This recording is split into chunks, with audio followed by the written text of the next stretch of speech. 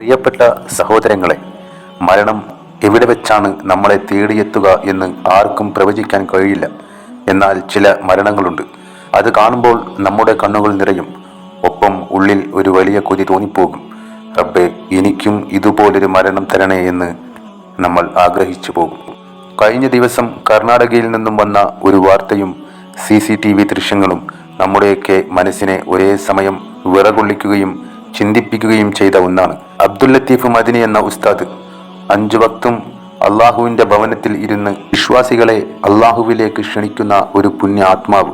അദ്ദേഹം പള്ളിയിൽ വെച്ച് ബാങ്ക് വിളിച്ചുകൊണ്ടിരിക്കുകയാണ്. ശബ്ദത്തിന് ഒരിടർച്ചയുമില്ല. വളരെ ആവേശത്തോടെ അദ്ദേഹം ബാങ്ക് വിളിക്കുന്നു. ബാങ്ക് അങ്ങനെ തുടർന്ന് പോവുകയാണ്. പെട്ടെന്നാണ് ആ വിശുദ്ധ വചനം കടന്നു വരുന്നത്. അഷ്ഹദു അല്ലാ ഇലാഹ ഇല്ലല്ലാഹ്, അല്ലാഹുവല്ലാതെ മറ്റാരുമില്ലെന്ന സാക്ഷ്യവാചകം, തൗഹീദിന്റെ വാചകം നാവിൻ തുമ്പിൽ ഉച്ചരിച്ച അതേ സെക്കൻഡിൽ ബാങ്ക് പൂർത്തിയാക്കാൻ അള്ളാഹു അദ്ദേഹത്തിന് സമയം നൽകിയില്ല. മലക്കുൽ മൗത്ത് അസ്രായിൽ അലൈഹിസ്സലാം അപ്പോഴേക്കും ആ റൂഹ് കവർന്നിരുന്നു.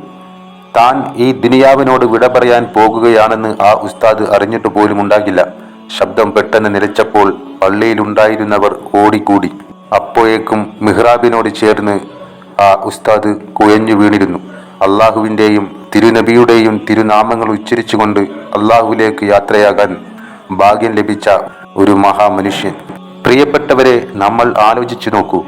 എത്രയെത്ര മരണങ്ങളാണ് നമ്മൾ നിത്യേന കാണുന്നത്. ചിലർ രോഗശയ്യയിൽ കിടന്ന് മാസങ്ങളോളം വേദന തിന്ന് മരിക്കുന്നു. ചിലർ ബാത്റൂമിൽ വീണ് മരിക്കുന്നു. മറ്റു ചിലർ വഴിയോരങ്ങളിൽ വാഹനാപകടങ്ങളിൽ ചോര വാർന്ന് മരിക്കുന്നു.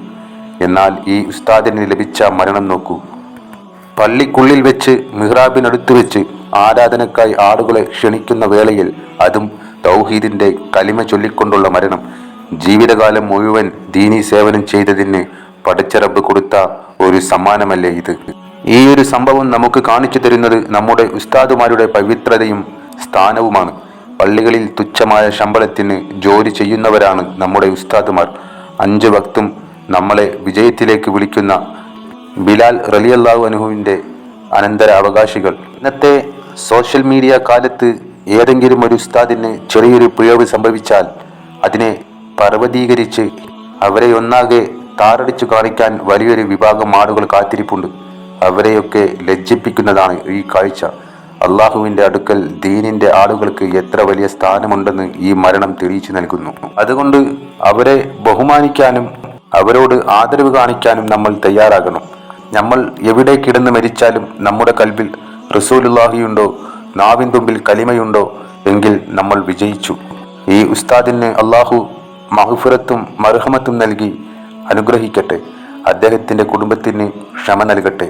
റബ്ബേ, ഞങ്ങളുടെ മരണവും നിനക്ക് ഏറ്റവും ഇഷ്ടപ്പെട്ട പുണ്യ നിമിഷങ്ങളിലാക്കി തരണമേ എന്ന് പ്രാർത്ഥിച്ചുകൊണ്ട് നിർത്തുന്നു. അസ്സലാമു അലൈക്കും.